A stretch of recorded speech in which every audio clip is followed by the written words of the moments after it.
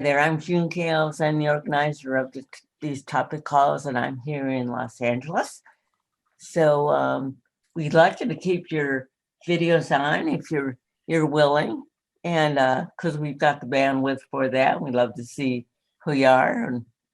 And this is going to be a really interesting call.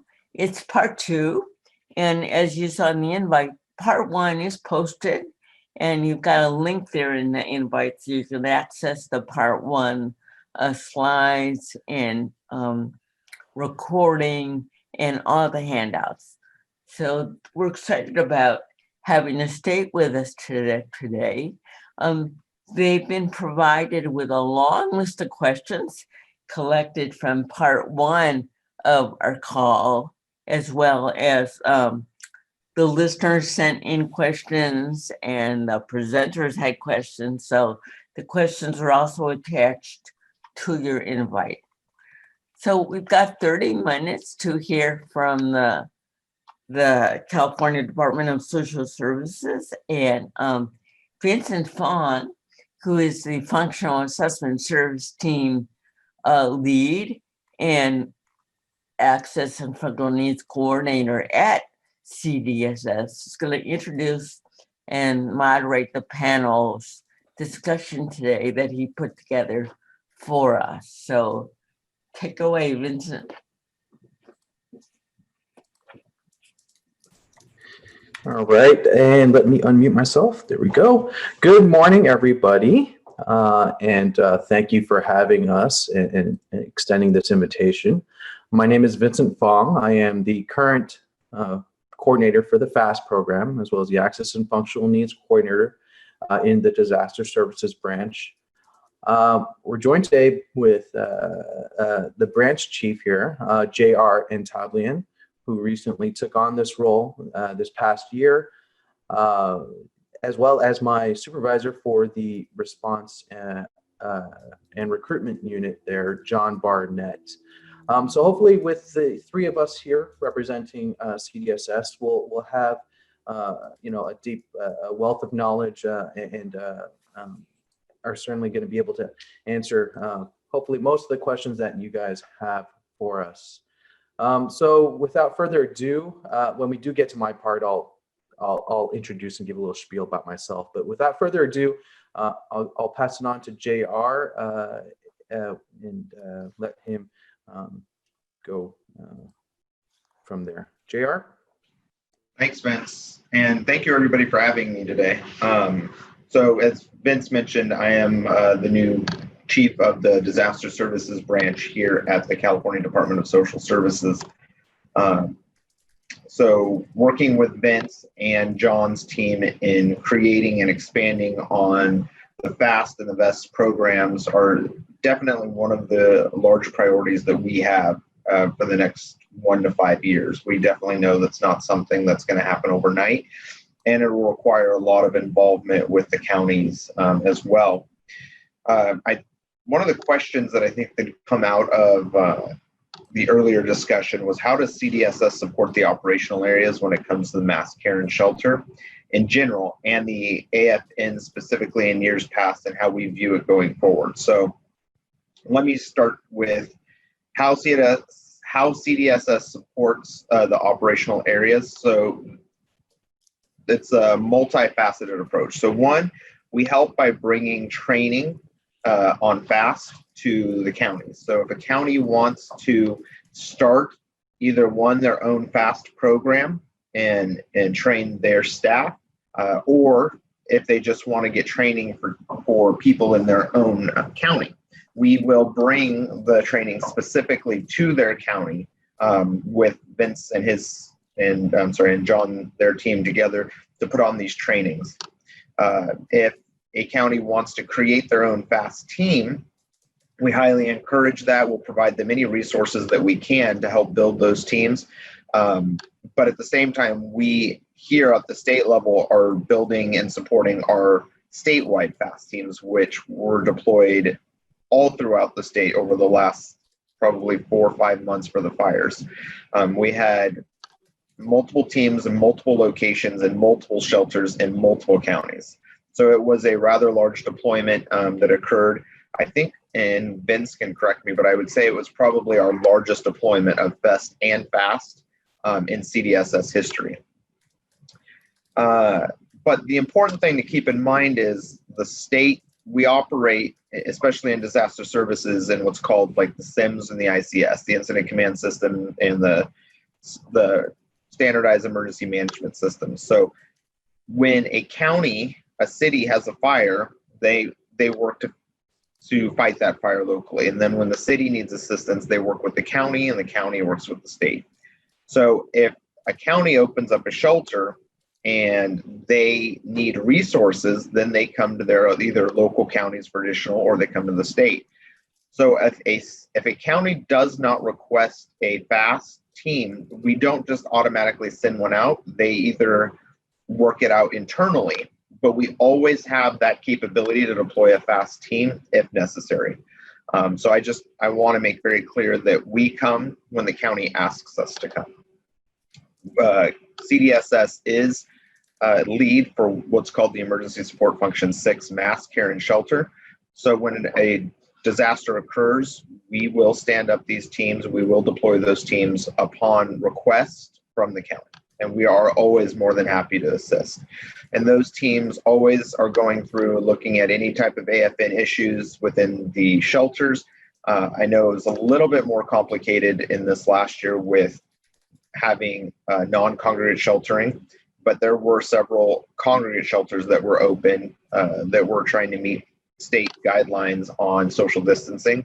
And we deployed FAST teams to, I want to say it was at least 4 to 5 different counties that had congregate sheltering. There weren't very many that did, and if they did, they didn't last very long.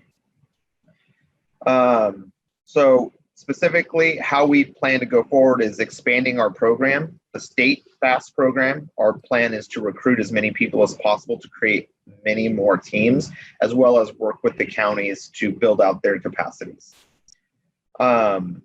So, I mean, that's kind of what CDSS envisions the FAST program in itself at a state level, is to help build the partnerships first with the counties and then also build the capabilities.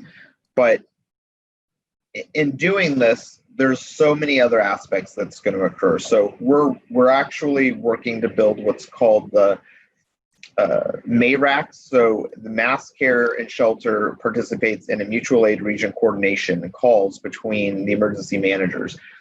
Come this February of 2021, we've created a version of that for Mass Care so that we can get out this information on a quarterly basis to all of the counties. And Vince's team, John's team, they will have a role in participating in these meetings to provide information, updates, anything new that comes. So our vision is not only to build these capabilities, but to continually support the counties to provide updated training, leadership, and guidance, any information that they may need. Also try to maintain databases of new FAST teams so that if one county needs a deployment that the state maybe couldn't do for 24 hours, a neighboring county could assist. So it's also that data collection and working with the counties to maintain and track resources that they may be able to provide to their locals. So that's really the high level part of what I see for CDSS. I know both John and Vince, they have a presentation, and I think we're holding questions to the end. So I really would like to give any other time I have remaining to Vince and John to detail the program specifically, but I will be on to answer questions at the end. So I will turn it back over to Vince. Thank you, Vince. Thank you, Jay. Oh, little feedback. Wait for people to mute their mics there. Here we go. There's some other ones. All right, perfect. So yeah, thank you, JR. And without giving away the whole cow, there's a ton in the works that we have envisioning going forward. And again, it will take some time, but thank you, JR, for sharing that overview of what we have envisioned. So Next up, we're going to go to John Barnett. He's the current manager of the Response and Recruitment Unit here at CDSS. He is also my immediate supervisor, so he is intimately involved and aware of the ongoings of FAST and what we have planned going forward. So, John, without further ado, pass it on to you. First off, can you hear me? I just want to make sure everybody hear me. Okay, perfect.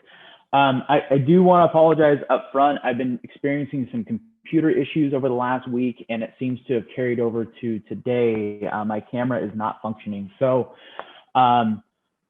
you can go to my Instagram or Facebook if you'd like to see my face, but my name is John Barnett. I am the manager over the recruitment and response unit for the disaster services branch. First off, I have been with CDSS since the start of July. So I got to experience a very large scale disaster, during my short time. Has allowed me to look back and really develop a plan for, where I see our unit and what the functions of our unit is going to be in the future, and to help to build capacity. So my unit itself has 3 aspects to it. The first one being the FAST team, which we're going to talk about heavily today. We also have the VEST team, which is generalized volunteers that go out and help with the general functions of the shelters in disasters. And then also we have our redirect program, which will pull CDSS employees to go out to the field to assist in shelter operations and mass care. So JR took a lot of what I wanted to talk about. However, I would like to add in a few things. When it comes to all 3 of our programs, and specifically FAST, we're taking a more proactive approach into looking at technology to further our understanding and our abilities to respond to these disasters. So we have CDSS has hired a contractor to help with the technical side of things. We're going to be looking at, geo-mapping our volunteer base on maps to allow us to, when a disaster strikes, to be able to pinpoint those volunteers that can quickly respond to the disaster.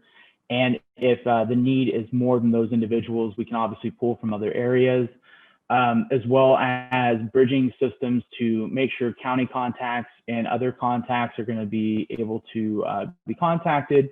The second part, I think that's really important for us as a branch, when looking at all the fires, all the counties that were impacted, it was apparent to us that we didn't have enough volunteer base, and we relied on mutual aid agreements as well as using our own staff to fill some of those gaps.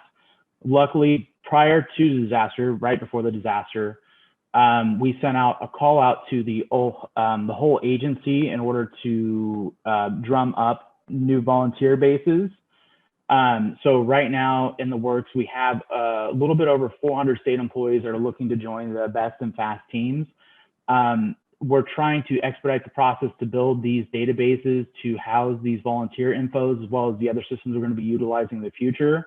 So that way we can onboard them and properly go through each individual and screen them and see where they would fit best, either in the FAST or BEST side of the equation.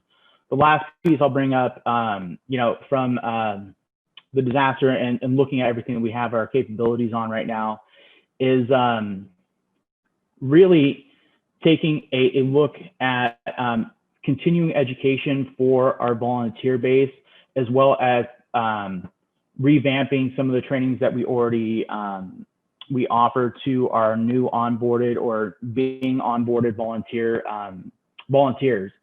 So those are the main projects that we're focusing on, the main avenues that we're focusing on, as well as reaching out to the counties that were affected by these disasters and did not have FAST teams or the proper volunteer teams in place, and seeing if we can help set up those programs, help them in education pieces, and whatever their needs are going to be. As of right now, I know there's probably a lot of questions of what I brought up. as JR said, we'll hold questions for after Vince's presentation, and I want to allow him enough time to go over what he needs to, so I'll turn it back to Vincent at this time. Thank you, John, and thank you, JR, again. So we do see the questions coming in, and we will be addressing them at the end, and appreciate you guys leaving them so far. But moving forward, a little bit about myself. Again, Vincent Fong. So interestingly enough, and Vance Taylor, the chief over at Office of Access and Functional Needs, often likes to say this, and I'll be first to admit, many of us that come into emergency management from public safety, et cetera, in those fields, I am one of those. However, I do actually come from a, how can I say this, advocacy point of view as well. I did work with adult day programs, adult residential facilities, senior living, assisted living facilities for quite a few number of years. So I'd like to think that I'm a meld of the two, and I bring those two experiences with me into this role. And so that gives me a unique perspective on all of this. That is not to say it's a replacement for a lived experience, but I do try to keep that in my mind while I work on this program and expanding it and making sure that it meets the needs of all the residents here in our state and beyond. So starting off, let me go ahead and pull up my share screen. One moment here.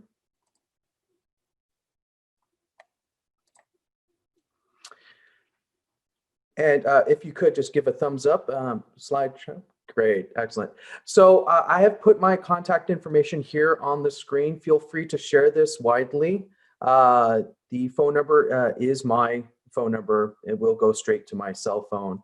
And that is, I welcome all calls and questions. So please do shoot me an email or give me a call if you have anything there. So if you notice, I aptly titled this CDSS Fast and Forward. I was going to do Fast Forward, but we're not there yet. With my idea in mind that the program is progressing. It is developing. Many of the concerns that you've brought up previously in our personal conversations when we've been able to meet face-to-face in the past is something that I also, am mindful of, in that programs do not remain stagnant, that they need to evolve and improve and reflect. So that being said, that is the foot that we're starting on, and we are looking forward.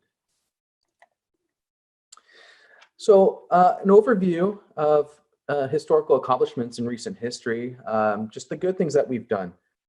Starting with the 2017 October wildfires, you can see here that FAST has been deployed every year, and in fact, in some years, multiple incidents where unmet needs have been identified. And in fact, even when they haven't, we have always been deployed when local jurisdictions, operational areas have requested our presence. Recently, in September, we've been deployed to Napa County, Sonoma County, Santa Cruz County, as well as Monterey County.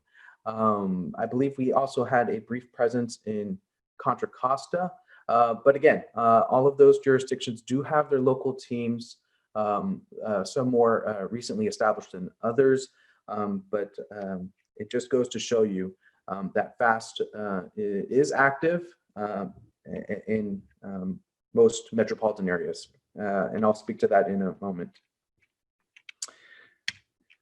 So for FAST programs within the state of California, we currently have 26 California counties that have or had a FAST program in the past. There's one tribal rancheria that is in the development phase of a FAST program for their reservation. They are also interested in pioneering this, as an example to other tribal areas as well. So we are starting those discussions, or I am starting those discussions, and hopefully that would become something fruitful and groundbreaking. There is one major metropolitan city with a FAST program, and that is Los Angeles, just with the sheer size. Understandably, that they have their own program. But typically, for us here at the state, when we interact with the local jurisdictions, it would be state to county, following the emergency management model. And then the counties would interact with their cities in their area. So across the country, and I know I did see a familiar name on our participant list. There are 11 known past, present, or planned FAST or equivalent programs. There's not to say that there are more. I am looking at larger jurisdictions, again, not cities, but I do know of 11. A low number, if we think about it in the grand scheme of things, but as we progress, hopefully that will increase. Another recent milestone for FAST, we had our first virtual training conducted for state employees in this past June. We had a second virtual training conducted for county employees in August. I should actually preface that by saying when I did the second virtual training for the county employees, that did include a few representatives from community-based organizations because that county had the foresight or they made the decision to include their community members. And that is something that we do encourage. So it is wonderful to see that happened in that area. So a little bit about the demographics of our current program, and then we'll transition to the counties after this. Currently, we have 5 FAST members who have identified themselves as persons with disabilities or have the disability lived experience. This is not information that we collect. We don't ask this, obviously, on our application forms, but we certainly encourage our employees without any discrimination or any regard to any protected class to volunteer, to apply, and to be involved in the program. We have 2 FAST members that have currently identified themselves as parents of children with disabilities. And all FAST members within the program guidelines have at least 2 to 3 years of experience working with people with disabilities and or access and functional needs. So the question came up and was submitted previously regarding what makes up a FAST. Well, I can tell you in ideal circumstances, a functional assessment service team is 2 or more FAST members. Does that always happen? No. We do and have deployed individuals out to our operational areas where they are supported by either local members, local FAST program team members, and they then become a team, or they're joined shortly after once we're able to deploy additional resources to that area. So we currently have 48 active members, 48 in the state of California. Another number that is shockingly low, and it does cause me concern. It causes all of us concern. So that is why we are looking at recruitment and retention of our FAST members and prospective FAST members. So ideally, we would have the potential to deploy 24 FASTs if all members respond as available. That typically doesn't happen. 24 is if everybody answers yes. So there is the issue of limited resources, but it's an issue that we've identified and we continue to improve upon. Another question that came up that I'd like to introduce, at least at the state level, is that historically the state has not utilized non-governmental volunteers. At CDSS, I've looked through our history, and then of course I haven't been here in this position since its inception, and I'm sure June, maybe you can speak to your experience going back. To my knowledge and to the records that I have access to, we have not had any non-governmental volunteers. But I do know that many counties do employ those volunteers in that capacity. So historically, we've had employees from CDSS, Department of Social Services, Department of Rehabilitation, Department of Developmental Services, Cal OES, the Office of Emergency Services, and historically, in the past, employees from the State Council of Developmental Disabilities, as well as employees from the Health and Human Services Agency, have also been represented. So I believe now we get into really the crux of our discussion today in discussing FAST and the counties. So one of the questions that was brought up was, what happens? What happens when a county requests FAST training, and what obligations do they have when they agree to establishing a FAST program, operationalizing, or sustaining their teams? So one of the county coordinators that was kind enough to respond to this and provide an answer specific to their county, and this is applicable to their jurisdiction and their experience. But what they've stated is,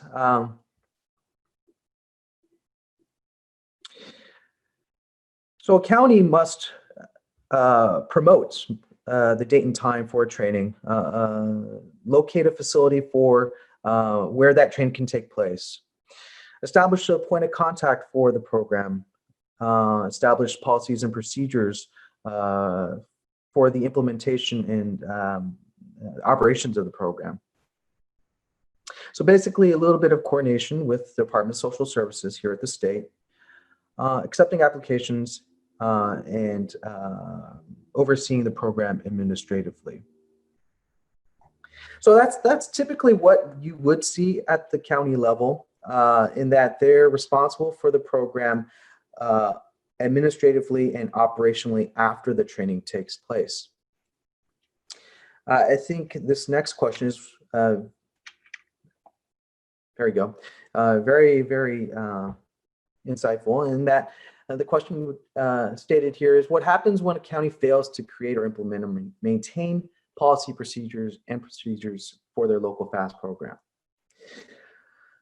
I think the answer to that is you ultimately have a program that will fail. Gratefully, we don't see this happen within government, whereas when we do establish programs, policies and procedures are written, are identified, and best practices are implemented based on the experiences of other counties. As the state coordinator, what I can add to this is that I make that relationship, I make that connection with a county who is looking to create a FAST program, and I connect them with other established FAST programs in the state, where we can share best practices and experience to help them succeed. Thank you, June. This next question here is, at what point does the state stop supporting a county? that has not operationalized their teams. The state does not stop supporting a county. We will offer any resource possible in support of their FAST programs, guidance, administrative support, in providing forms, etc. But we remain committed to maintaining our relationships with the counties. This next slide is regarding insurance, and I think for a lot of you there that work for community-based organizations, this is an issue that comes up quite often. Again, specifically to this county that responded to this question, in their situation, they're able to swear in those civilian or members of the communities as disaster services workers, and they are covered under their local insurance, workers' comp, etc. This isn't applicable to every county, obviously. I think I've seen that this comes up as an issue in some other jurisdictions. Here at the state, we encourage our local partners to work with those in their community, their stakeholders, but we can't compel them to do so. So that is the reason why you do see a disjointed or program makeup if you look at one county compared to another. And the issues with overtime. So in this specific county, overtime is not covered for their community-based organization members. They specifically state that their FAST program is made up of volunteers from the community that have done so on their own time and their own covering their own expenses. We recognize that. Well, I recognize that that's probably not sustainable for many people in other parts of the state, and this is something that we recognize, and we continue to seek ways in which we can assist and provide guidance to local jurisdictions to compensate those that come out and volunteer for them, whether that be through grant funding, which has happened in the past where I believe, in fact, I do know of a community-based organization that was able to obtain grant funding for their volunteers. And the last 2 points. Are counties urged to integrate FAST into their mutual aid agreements? If yes, how? Yes, urged. We do offer the guidance of how to establish mutual aid agreements. We do have an agreement, a basic agreement that we provide to counties who are interested in creating mutual aid with other jurisdictions in their area. But again, here at the state, we don't compel, we offer that guidance, and we make that connection in that relationship. I do know of one example of something similar to this, in that the framework for the Bay Area Social Services Consortium, and I know Mike Humphrey is on this call, and maybe he could speak to this. There are existing relationships that are there. So if we do approach mutual aid, typically it's on a case-by-case basis. But JR mentioned earlier that we are looking at creating this framework where this could become more commonplace, and rather than address that on a case-to-case basis.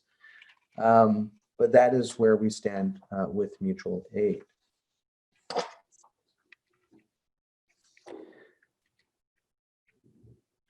Yep, sorry. And last, with identification.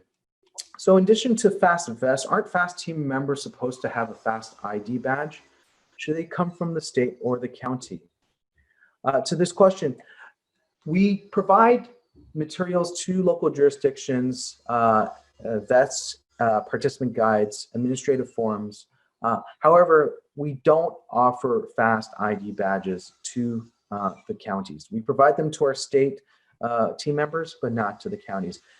The volunteers that undergo fast training at the local level follow the policies and procedures of that jurisdiction. So if they create fast ID badges for their employees, they utilize that. If not, they utilize their current identification.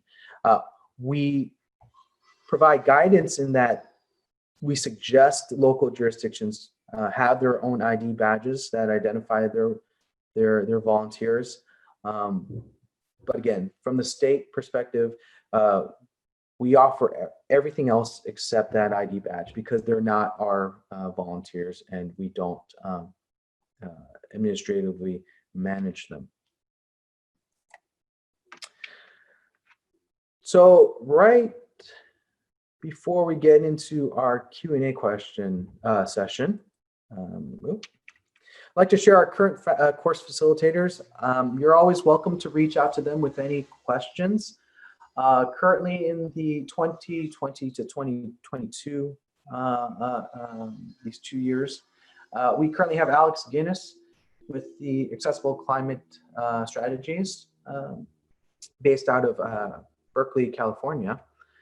Little history of background about him.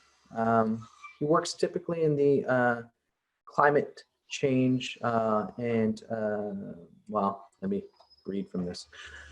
Climate mitigation, adaptation, and resilience for people with disabilities. He takes an intersectional approach and puts systemic issues into context through the lens of a changing climate and infrastructure.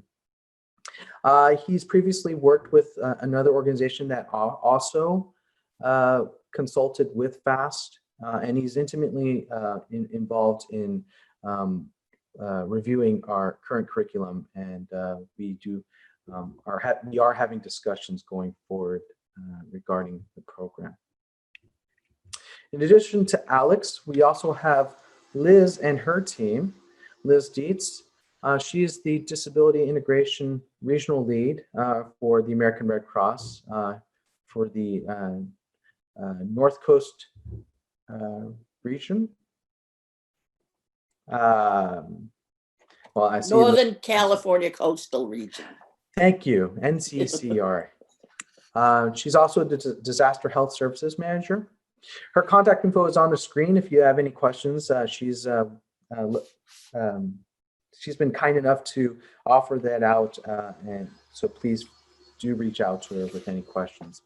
She and her team have also been integral in reviewing our current curriculum. And in fact, they recently provided an updated and revised training to a local county. So there you are. Feel free to reach out with any questions. And again, my contact information here at the end, phone number and email address. So June, I'm going to go ahead and turn it back to you for the question and answer session, or Megan. Oh, there we are. Thank you, Vince. I do see some questions in chat. Just a reminder, you all are free to either post a question in chat, and the speakers will see that, or raise your hand in the participant list, and I'll monitor that as well and get to you. So Vince, do you want to start with questions in chat? If you this is Megan. I wrote them all down if you'd like to start from the beginning. Oh, great. Megan, go ahead. Yeah, so our first one is from Bruce. He says, in many counties, there have been FAST teams that were created with a combination of county social service employees and partner agencies. In this case, when FAST teams were needed in other counties, the county social services employees were able to be deployed, but the partner agencies were not able to deploy due to confusion regarding insurance and workman's comp. Could the state provide guidance to county agencies so that they may all utilize FAST team members, both county employees and community partner agencies that have completed FAST training?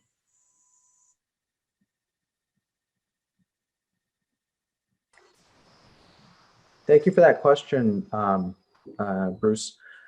So I think this issue was identified quite a few years ago, right, in the past. It's always been an issue regarding the insurance and the coverage for local jurisdictions. The state continues to provide guidance to those counties. And unfortunately, like I mentioned earlier, we can't compel these counties to deploy their community-based members in their own jurisdiction, or in this case, to a neighboring area. I recognize, and we recognize that frustration or that roadblock there. We certainly continue to offer that guidance, but ultimately it is the decision of the local county that you are interacting with. But we're happy, always reach out to me via email. We're happy to make that connection, maybe internally, and we can reach out to our contacts and perhaps get an answer for you. I would add, this is JR again, that each county also sometimes has their own unique set of rules, whether it be laws or social services or union rules with employees. So it's very hard to do here's the guidance on how you can do it, when each county may have their own set of rules that would bypass those items. So we provide the counties the tools and recommendations, but it's ultimately up to the counties to make those decisions on how they want to run it. Because again, we don't know what rules or what laws each county has passed, specifically city councils or counties. So we have to work within their own guidelines. We provide them the information and let them run with that. We do try to support them anytime they have questions, but we can't give out guidance and say this works for all 58 counties. And this is Megan. Bruce followed up in the chat that the county did not know how to do it, but they wanted to do it. In that case, I mean, if that's something that the county can reach out to Vince's team and they can have discussions about that for sure. So yeah, let's make sure to get them connected and we can take care of that. So our next question is from Mike, and he wants to know how many FAST team members are bilingual, and are any FAST team members fluent in ASL?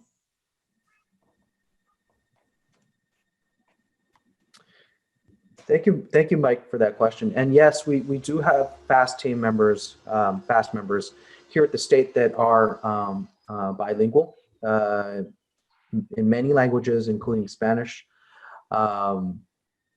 Mandarin for me, and Cantonese. There are also ASL interpreters within our membership. I know of one based in your area in Sonoma County. There's another here in Sacramento County, and a few others down in Central and Southern California. So we definitely do have members that are bilingual or more. May I add something, Vincent? Yes, the American Red Cross has a contract with the translation computer service. So if in fact any of the VAST members are in a shelter where Red Cross is present, we can utilize that. And the other thing is we do have a memorandum of understanding with a number of ASL agencies. So again, we would bring those in if the FAST team is in with a Red Cross area. And the last thing I'll throw in there, sorry, this is John, is pre-disaster. We are working on a contract agreement, which we are finalizing and going to push through with Language Line Solutions. So that would be an application that an individual can, so a FAST member, a redirect can download on their phone. and have one-touch access to translation services on the go. As a function within the app, they also have an ASL translation where it opened up a video chat. So even if the individual does not have or is not bilingual, here in the very near future, we'll have quick access to those mechanisms for our volunteers that are deployed out. I would like to add again, this is JR, that we worked with Vance Taylor at Cal OES to test and procure clear face masks that allowed people to read lips, so that if there were any issues within, and if I missed it, if somebody already mentioned this, I apologize. But we did have these available in the shelters during the disasters, and we're continuing to use these as well in our community care licensed facilities throughout the state. So if there are access and functional needs or language barriers or issues where people need to see to do lip reading, we are providing those as well statewide to social service departments that are specifically for community care licensed facilities. And Red Cross in Northern California Coastal, we do have those available as needed. I cannot speak for the rest of the state, but I can only speak for the Northern California Coastal region. We, for the statewide, have them available statewide for any disaster. Thank you. This is Megan. If folks have questions, they can, again, raise your hand or send them in the chat. We do have some more. Christina says she's sorry if she missed this. Can you please go over which counties do currently have active FAST teams?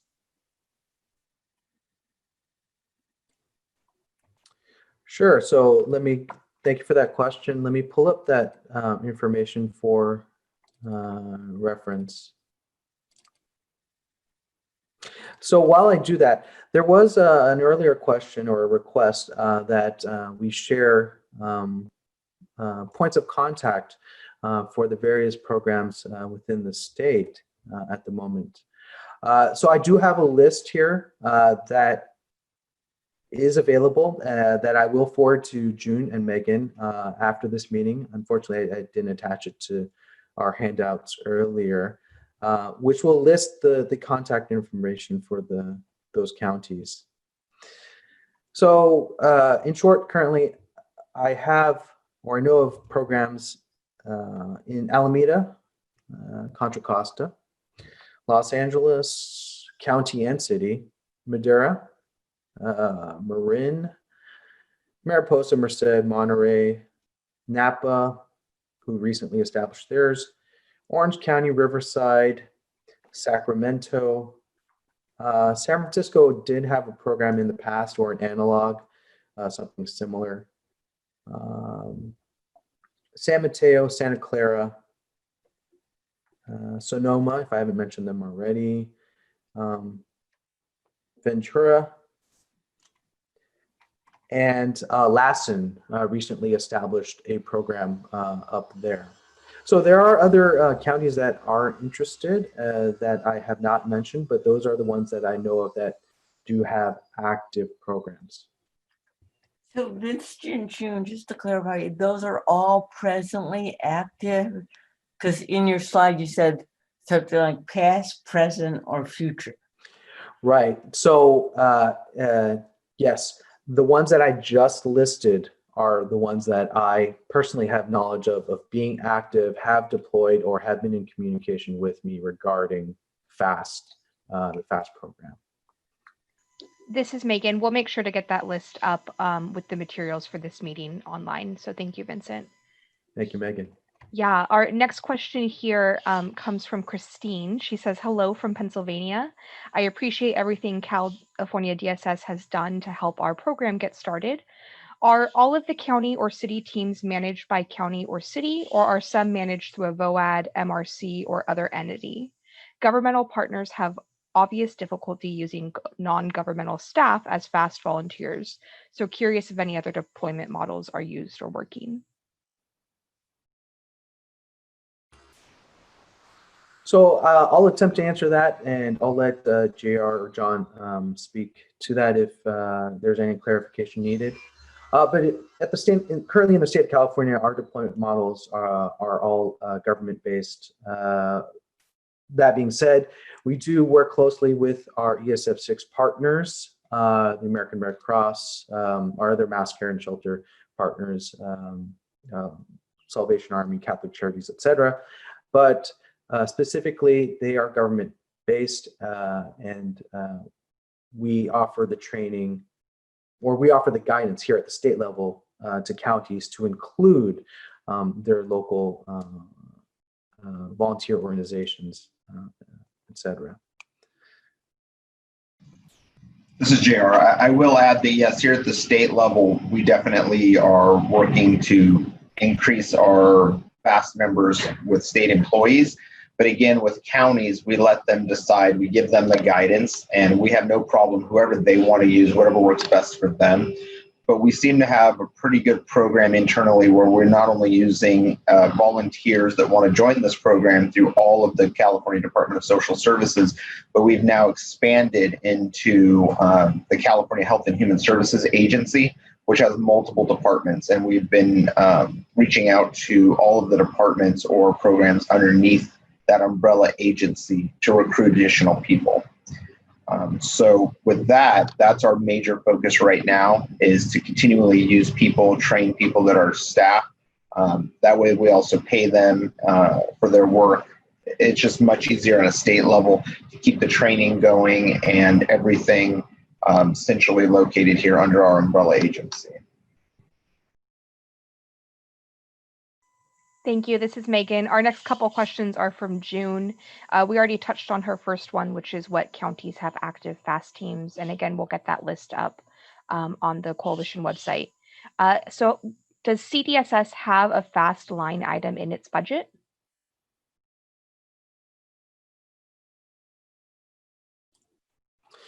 So thank you for that question. We are, I think, JR, correct me if I'm wrong, or we are in the general, we're under the general, yeah, okay.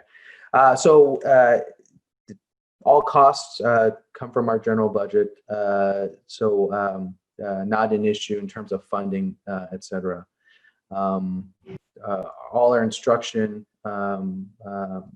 it's all supported by our general budget. And to that next question, Megan, I'll just speak to that because I see it. What % of my job is devoted to FAST? 100%. I live, eat, and breathe FAST. So realistically, yes, I am the FAST coordinator. It is 100% of my job, and I'm happy to do it. So Fast for breakfast day. So the next one here is there any work being done to secure accessible statewide transportation contracts?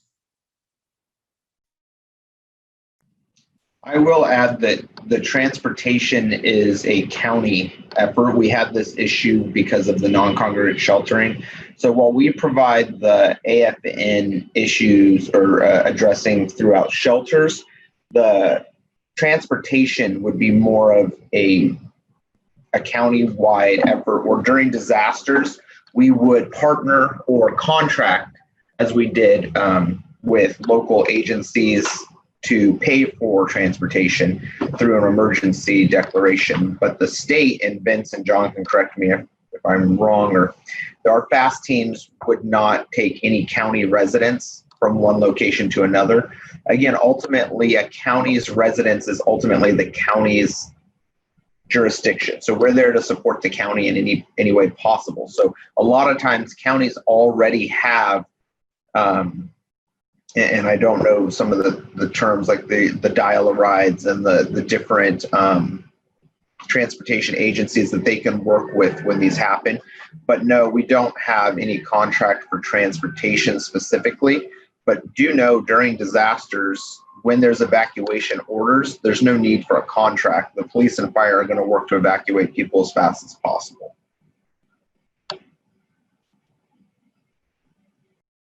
Thank you. This is Megan. The last question here is from Lisa. She says, I didn't hear San Bernardino County mentioned.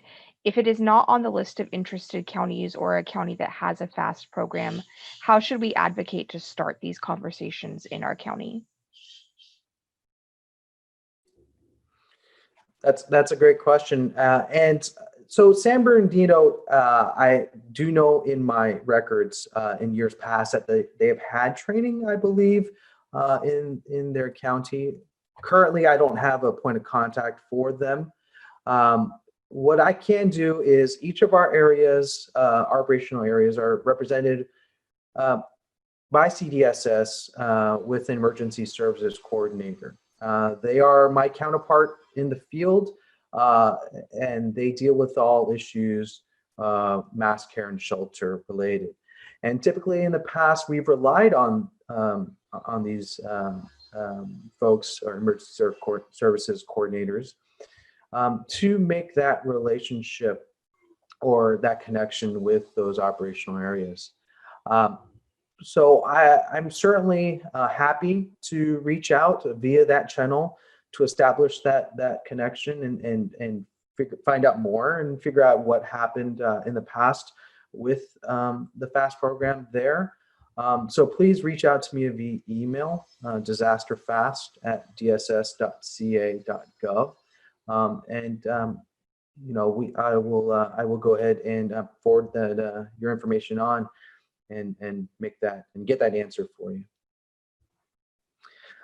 Actually, into the second part of that question, I think Megan and June might be able to address this better than I would. How should we advocate to start these conversations? I think with government, reaching out and making that connection to the appropriate, or identifying and reaching out to the appropriate person is a great start, right? So as the FAST coordinator here at the state, I'll have access to resources on my end and be able to make that connection for you. But at your local level, send out emails, etc. But June, Megan, would you want to speak to that?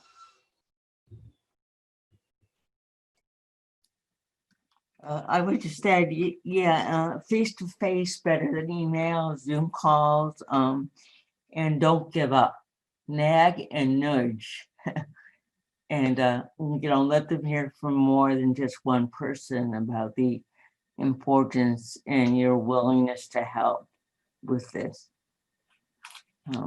It is frustrating for me. It's always been, in terms of understanding the state can only do so much in terms of their relationships with the counties. And it took me a long time to understand the limitations of the state's ability to direct counties to do things. So I think we have to understand that piece that's difficult here.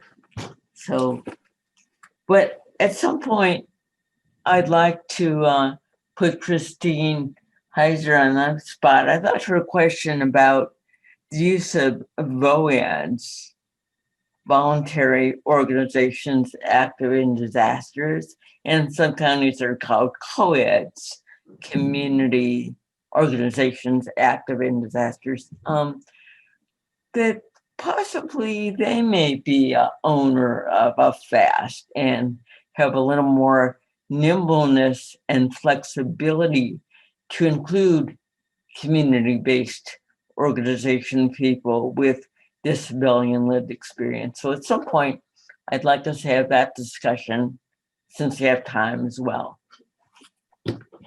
Jen, this is Christina. I just wanted to bring one thing up, and now it's totally left my mind. Vincent.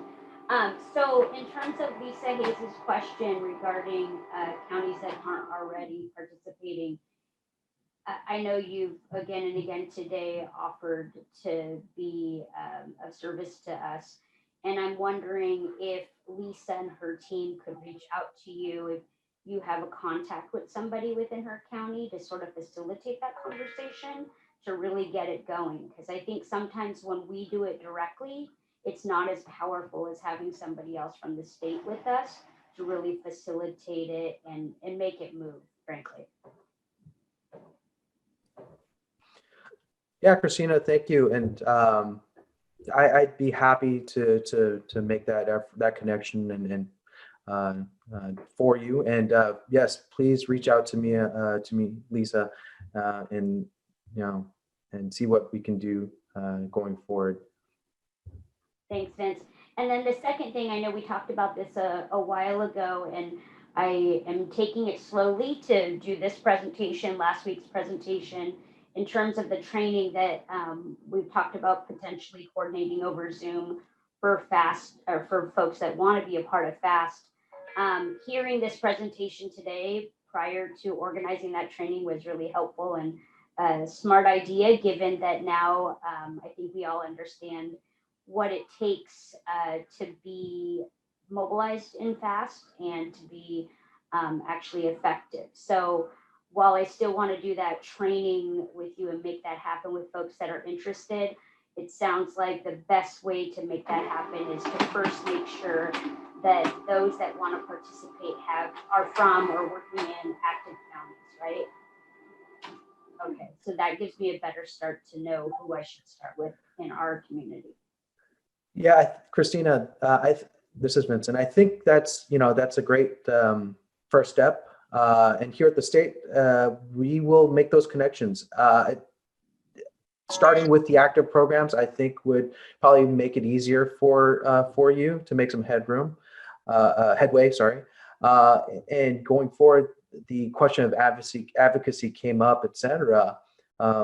Just making that connection with me first already is that first step, and then going forward, working locally, like June's stated, and getting that face-to-face is important. Yeah. Great, thank you. This is JR. I know there was a couple of follow-up comments on the question about transportation. And I want to remind people that CDSS and the state, we come in once a disaster has occurred and the locals have stuff set up. So the way it would work is, again, the city or county would issue evacuation orders, mandatory or voluntary orders, and the county, either fire or police, would come in and assist with any of those evacuation orders. We're not even requested to come in usually until an evacuation has happened within probably 24 hours. The county has a time to assess their needs for mass care and shelter. And then our AFN, those are really taking care when we do the mass care part. So it's not part of the evacuation. And even if it was, if we had a state contract to help with that, that couldn't even kick on for probably at least 12 to 24 hours. That's why it's extremely important that the locals, the cities and the counties, have these contracts or have these contacts with the organizations to help people with AFN evacuate. There's just nothing that CDSS could do when it comes to the evacuation orders or moving people, transporting people from one place to another. Thanks, JR. This is Christina. I appreciate that. I think to give more context of where I'm coming from with that, with CFILC's Disability Disaster Access and Resource Program, some of our requirements include having statewide hotel contracts. Our local centers that are part of that program are also asked to secure additional hotel motel contracts, because we know what we do is never going to be enough, and there's a need for a lot of hotels. Secondly, transportation, and while we haven't yet cracked that nut, that's a much harder issue to get over or to get through. And what we're doing is our disability disaster director is working with the Association of Transportation Providers in California to bring together and organize and coordinate all the county public transportation providers that have accessible vehicles to try to make it happen that way. And I think that even when we get to a point of securing contracts in most of the counties, probably not all at the beginning, that there will still be a need, just like in hotels and lodging, for the counties to come in behind us and get some additional support in those areas too. But I can tell you, in all of the state and county local meetings that I've had, transportation is like the one issue that seems to be the hardest for folks. And while everybody is asked to have a plan and be able to provide it, it continuously does not happen. And I think we just need to look to be more creative and be models for the counties to show that it is possible. And it would be wonderful if DSS could be one of those ways that comes to fruition.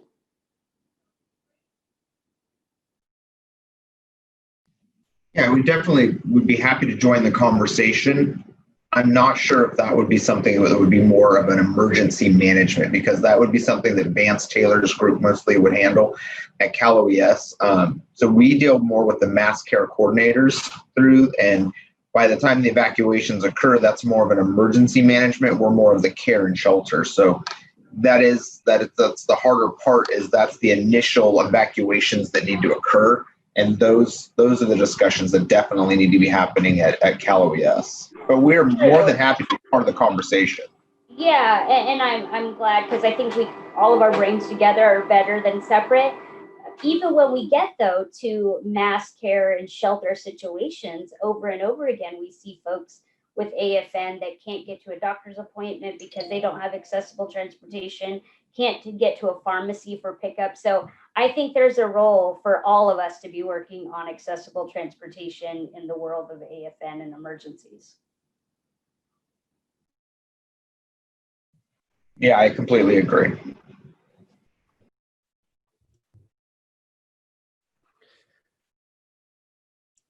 I was going to say you beat me to it, Jared, and I agree as well.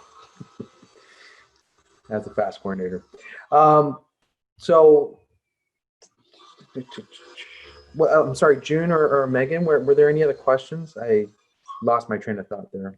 This is Megan. I haven't seen any other come through. Let's see. Yeah, Vincent, we asked you some questions that were sent ahead regarding evaluation. How do you evaluate the program in terms of the outcomes and the impact and performance and success metrics? Do you track how many people were assisted? What's your hot wash like? Right. Other kinds of methods for evaluating and documenting what worked and what needs work, and how are those reports available to us as your partners, and are team members evaluated individually after deployment, and what's that process like? So those are great questions. So another sliver of my background. I used to be an educator for a number of years as well. Metrics, measurements, assessments are all very important, right? So if we don't have that, we don't know the efficacy of the program. We don't know the performance of a volunteer. So to your questions regarding the hot washes or other evaluations, so we do an after action report in general for any deployment. And a part of that involves the FAST program. So any issues that do come up are identified and included in that report. Speaking to if there are any reports that are publicly available, I can share that in our deployments, we do have a daily report that is provided widely. In this last incident, there was an email list that included a number of community members, in addition to our government partners, that entailed or covered most daily activities of our FAST members that were out in, for example, Sonoma County, Monterey County, Santa Cruz,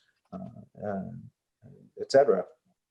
So those are great insights into what occurs out in the field when our FAST members are out there, the types of needs that they identify and try to meet.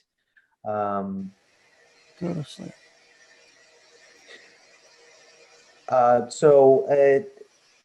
to your last question, are our team members evaluated after deployment? So team members are, of course, informally evaluated after each deployment. That being said, this is a voluntary program, right? So our volunteers are utilized to the best of their abilities. So we obviously know the strengths and capabilities and depths of knowledge that our members have that we rely upon heavily. So there is that informal evaluation process that we have. This is Megan. I think Mike wanted Yes. to make a comment or ask a question.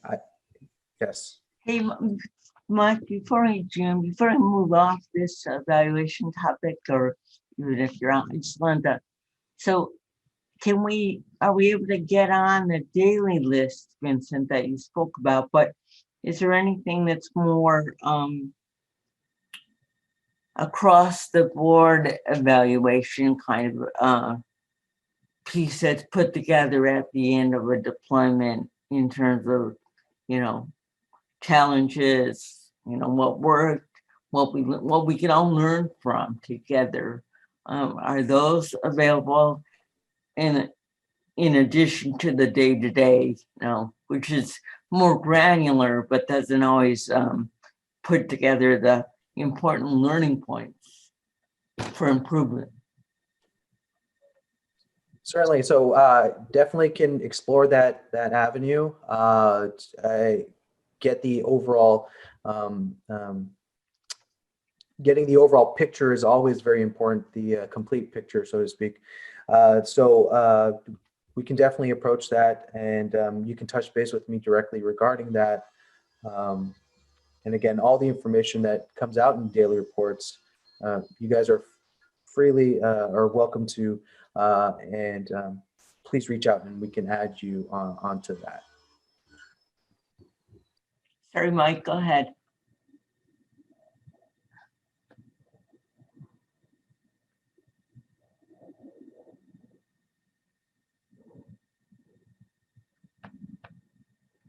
Go to sleep. Oops. You're still on mute, Mike.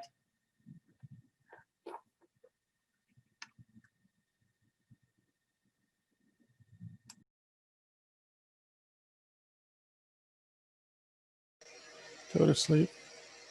Yeah, thanks.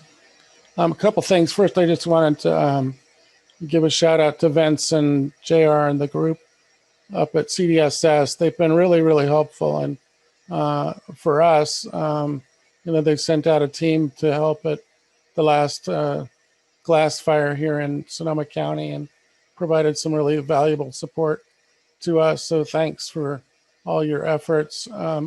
There was a lot of conversation there happening around transportation. I wanted to share with you all that there's a group called the Bay Area UASI, trying to think of what that UASI stands for, but it's Urban Strategic something initiative. But in any case, they are a planning group, and one of their priorities for this, well, actually for the last couple of years, I just learned about actually is the area of transportation. And so they've been spending a great deal of time. They have a subcommittee focused on the area of transportation, and they're planning on doing some tabletop exercises this coming, I think actually spring. And then there's I'm trying to remember the name of it, but there's an exercise happening later in 2021 whereby the transportation piece will be kind of highlighted, or hopefully highlighted during that exercise. So if you are familiar with the Bay Area UASI, and we could get folks more information about that, maybe June I'll send you some information about their transportation subcommittee. They put out a nice product fairly recently, and it'd be helpful for people to be able to see that and possibly get connected with that group. So I'll forward that on to you, June. That'd be great, Mike. Thanks.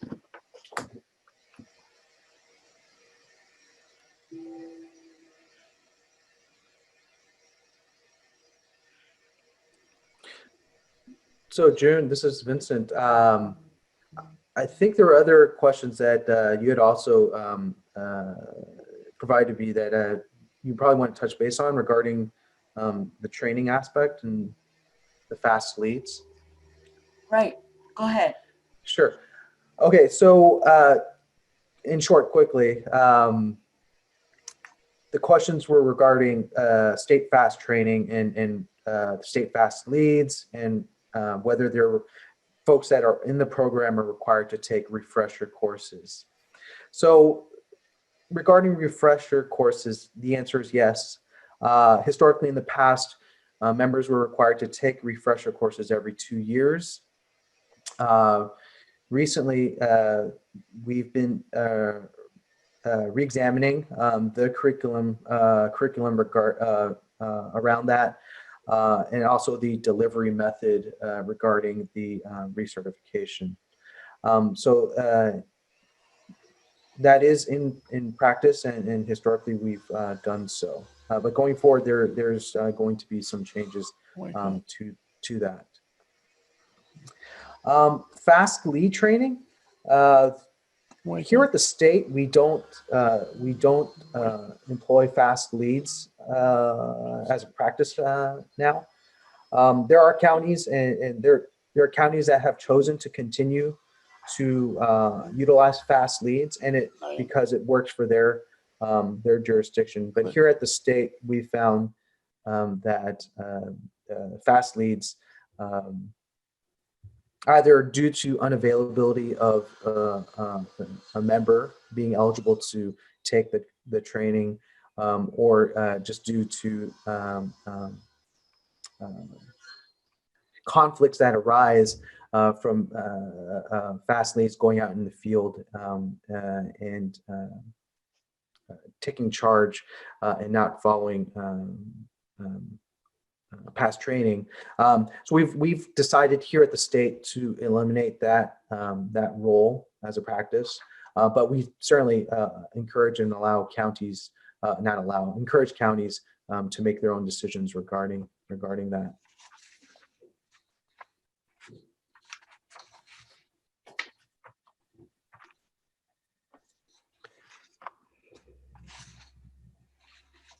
And was there another question on that list, Vincent? Or was that it? June, I think there was one more that I'd love to address, and I'm sure the participants here today probably love to hear it. And that's in regards to what are our plans and thoughts regarding broadening FAST or the program. So what I can say to that is, of course, I'd love to grow the program, right? Because the needs are there. But that being said, growth is a process, right? So JR has mentioned different aspects of the branch's vision overall. John has mentioned the increased recruitment efforts that are underway. Just in passing right now, I've mentioned the recertification.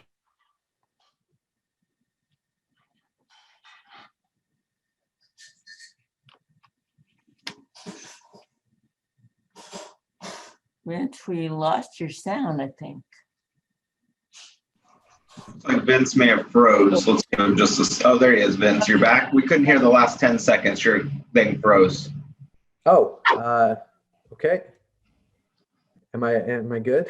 Yeah, you're good now. Okay. 10-second right. instant replay. 10-second instant replay. What was the last thing you heard? Okay. Well, what I would say is fast going forward. You've heard many things that JR has brought up regarding the overall vision of the branch. You've heard John speak to the increased recruitment efforts that we're undergoing. You've heard me just refer to the revision or the re-examining of our curriculum and the recertification process, as well as the delivery method of the training. So there are big things in store for FAST, whether that includes additional responsibilities. I would say just know that we are going to build upon what has worked for us in the past and our successes, and that we will certainly entertain anything that helps us to meet the needs of our population going forward. So, JR, John, feel free if you want to add anything there. But that was just a general sense of where we're going going Yeah, forward. Vincent, Junior, Yep. I'd make the plea to engage us in that conversation down the road, because I don't think these non-congregate shelters are going to vanish anytime soon. I don't think virtual deployments are going to vanish anytime soon. There's just a lot that we know now that we didn't know 10 years ago, 15 years ago, when the program was first conceptualized. So just in terms of it being a good fit in meeting the variety of disability needs out there, I would urge you to, build that in sooner than later in terms of effectiveness and what we're seeing out there in terms of the reality of the needs. No, certainly. I mean, engaging our stakeholders in the community is definitely something that we and I will continue to do going forward. And June, with all deference to you, I mean, I do know your history with the program, right? So, all of that is appreciated and recognized. So in other words, I can run, but I can't hide, huh? Hey, I want to really thank you all three of you for being open and transparent about what's going on, what's working, what you're working on. We really value this opportunity, and thank you for all your preparation time and being patient and answering all our written and other questions today. We kind of look forward to working with you ongoing as partners and helping to strengthen the program, both in California and our other partners that I've seen online here from Pennsylvania and North Carolina and the state of Washington. So people are looking at us. So thank you so much. And if there are any leftover questions, we've got your email. We know where you live now. We've got your cell phone. So you'll be hearing from us. And again, thank you all so much for joining us today. And one more reminder that the SurveyMonkey link is in the chat, and we really value your candid evaluation of these calls so that we can keep improving on them. So thanks again, all of you, for joining today. And Megan or Vincent, any last words? Nope, Well, I thank just you. shared that link in the chat. Thank you. And my thanks to all of you for having us. And it was a pleasure speaking to all of you.